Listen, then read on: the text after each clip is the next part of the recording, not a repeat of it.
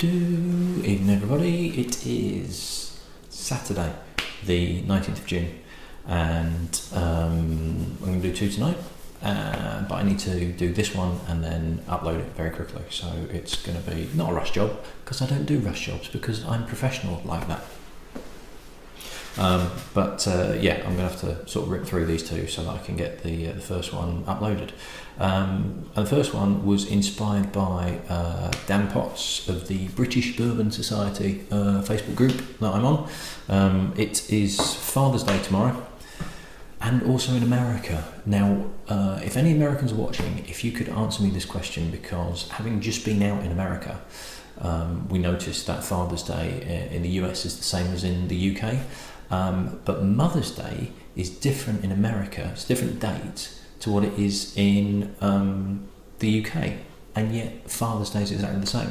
So if anybody knows out there why it is that Mother's Day are on different dates in the UK and the US, but Father's Day is exactly the same, then if you could let me know in the comments, that'd be really good, because I have no idea. I can't fathom it out. So anyway, it's Father's Day tomorrow, and Dan Potts of the British Bourbon Society had got a couple of presents from his wife and kids. I can't remember if he's got more than one, which was this. Now, this sample I got from James Hope, who was a fantastic guy who I met in Sheffield, and was a number of samples that he really kindly donated, of which this is one. Now, I've had Elijah Craig before, and I can remember I absolutely loved it, so I'm quite looking forward to this.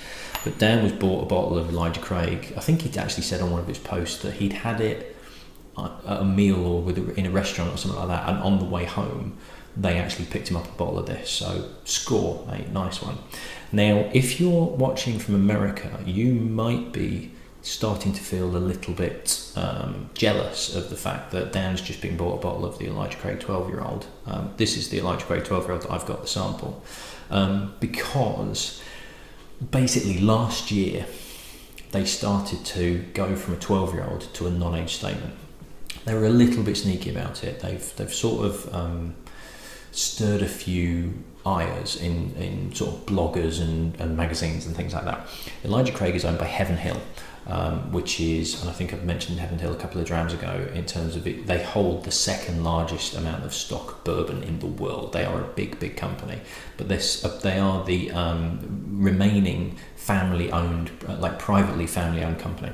Brown-Forman are partly family-owned, but they are still partly publicly owned as well. So Heaven Hill is the last family-owned kind of American whiskey or American drinks company that remains.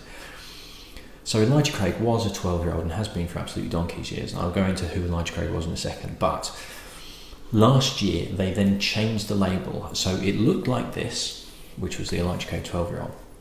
And all of a sudden the label changed to Elijah Craig Small Batch. Now, there were questions were asked and reports going out going, well, is this a move to non-age statement? And Heaven Hill initially turned around and said, we've changed the labelling, but it's got nothing to do with the age. It's just a label change. It's just a kind of refresh. We're changing the label, but it's nothing major. And then about 7 months after they made that statement, they officially turned around and said, we are moving from a 12-year-old to a non-age statement, to which everybody went, well, no shit, you've already changed the label. It was pretty obvious. Why didn't you say so in the first place? Now, I have read a review of, I can't remember what it's called now, the whiskey something, that have reviewed, they've done a side-by-side of the 12-year-old and the non-age statement, because apparently the non-age statement is it's basically anywhere between 8 and 12-year-old. So everybody's going, well, come on, you're putting younger whiskies in this. What do you think you're doing? Because you're not going to drop the price, are you? And it doesn't look like they have. In the US, you're looking at about $30 for a bottle, and I think a lot of people really liked Elijah Craig because for about $30 for a 12-year-old bourbon is a very good price. And this, to me, I remember this was a very good whiskey, and it's very highly regarded. I'm hoping it still is. So now, apparently in America, to get hold of the 12-year-old is really difficult. In the UK, we still seem to have quite a bit around. Marks and Spencer's apparently have got a fair bit of stock if you can find it. So if you're in the UK and you come across bottles of Elijah Craig 12-year-old, in the UK you're looking at about 35 quid a bottle. Snap it up.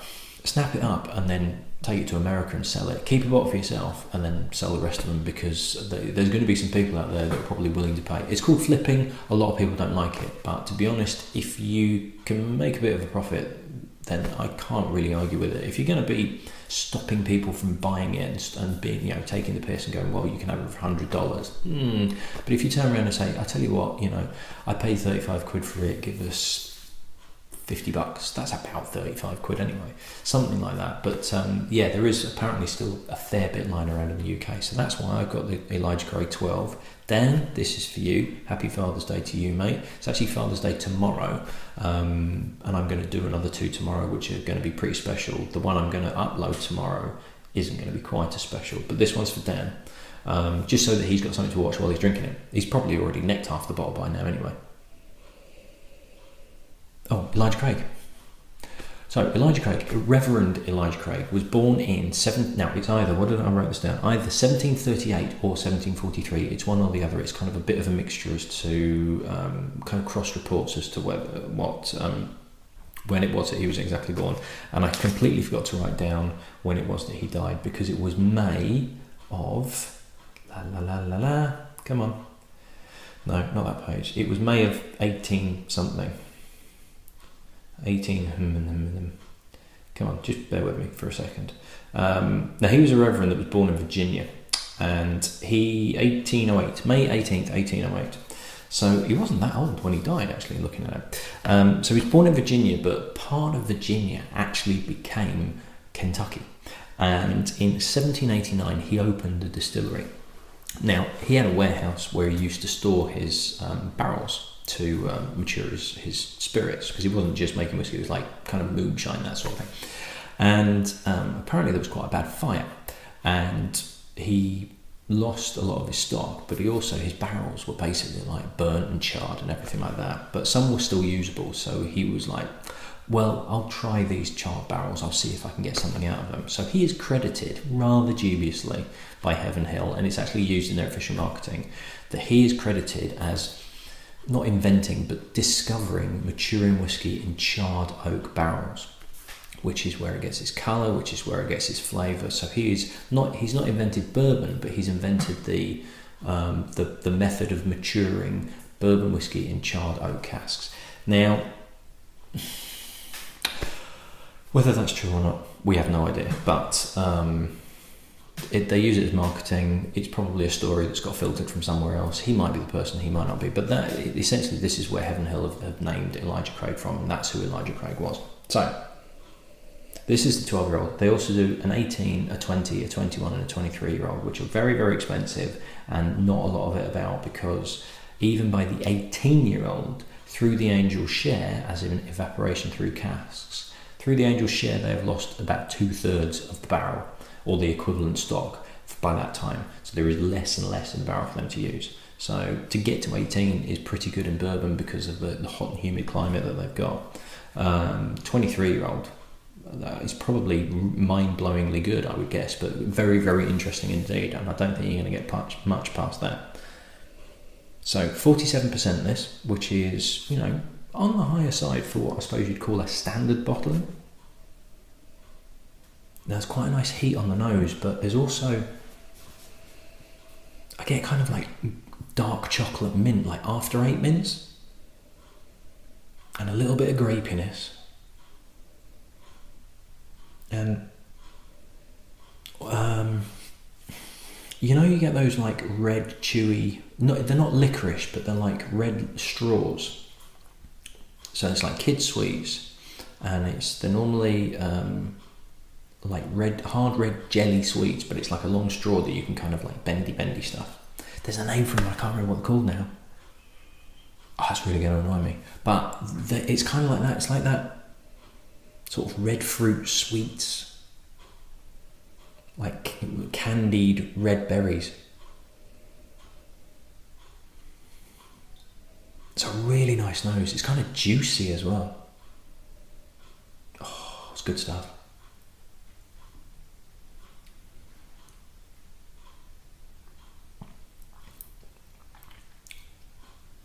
And all of that's on the nose carries on through to the palate. It's a bit of heat, but it's not too overpowering. The 47%, the alcohol percentage on it, it does give it a kick, but again, it's not really at the back of the throat. I'm tempted to add a little couple of drops of water. I'm just going to give it one more try. But there's this lovely juiciness to it. There's a real smoothness. There's toffee, there's caramel, but it's like a salted caramel, but also like a burnt caramel, like the top of a creme brulee, and also that custardy sweetness from the bulk of the creme brulee underneath. There's a lovely, there is a wonderful heat to it, but it's a beautifully balanced whiskey. It really is.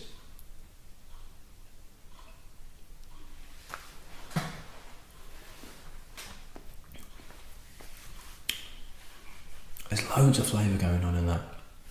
This dark chocolate mint, this after eight mint is there. Lovely dark chocolate feel, lovely caramel, dark fruits are there. Christmas cake is in the background, but it's there. But it's juicy as well. It's kind of like blackcurrant opal fruits, or starburst, or whatever you call them nowadays. Kind of like blackcurrant and redcurrant opal fruits. So it's kind of juicy, slightly cherries, slightly strawberries and raspberries. I'm going to add a little bit of water to the last bit, but I need to get me bits together just in order for me to do it. It's a fantastic bourbon. It's really, really good. It's really good. I do wonder whether the heavily aged ones, the aged ones like the 18 and the 20 and that lot, may be overaged simply because it's so good at this point. Right, I'm going to put about that much in it. That one. I don't want to put too much in. Just want to see if it sort of helps it a bit. I know people don't like doing that, but I'm doing it. It's a great bourbon. It's really, really good. It's up there. It's up there with Angel's Envy. It's up there with Basil Hayden. It's got pretty much the perfect balance for me for smoothness, richness, but then also heat and fire and spiciness. I think it's absolutely brilliant.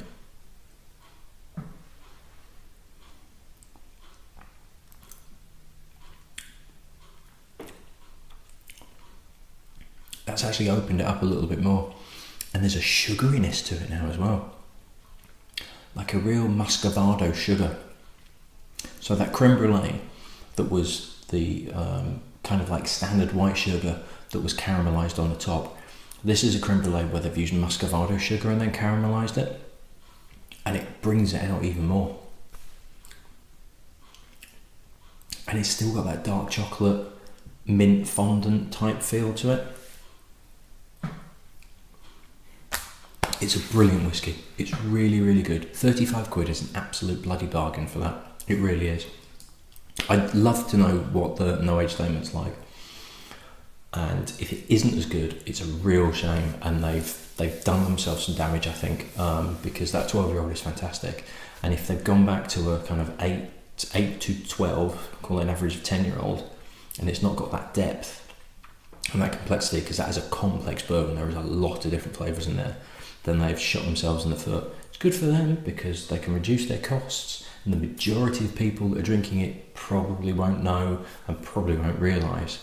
But if you're a big Elijah Craig fan and you've been drinking the 12 years for however long you've been drinking for, it's a shame. It's a real shame. If it's as good, not a problem with that at all. But they're pushing their luck a little bit, to be perfectly honest. That is a damn good bourbon. Get it if you can. It's well up there in terms of my all-time favourites. Right, so Dan, hope you enjoy it. Hope you enjoy it as much as I do, because it's I personally think it's an absolutely fantastic bourbon. And I'll do a quick rinse out and I shall see you in the next one. Cheers.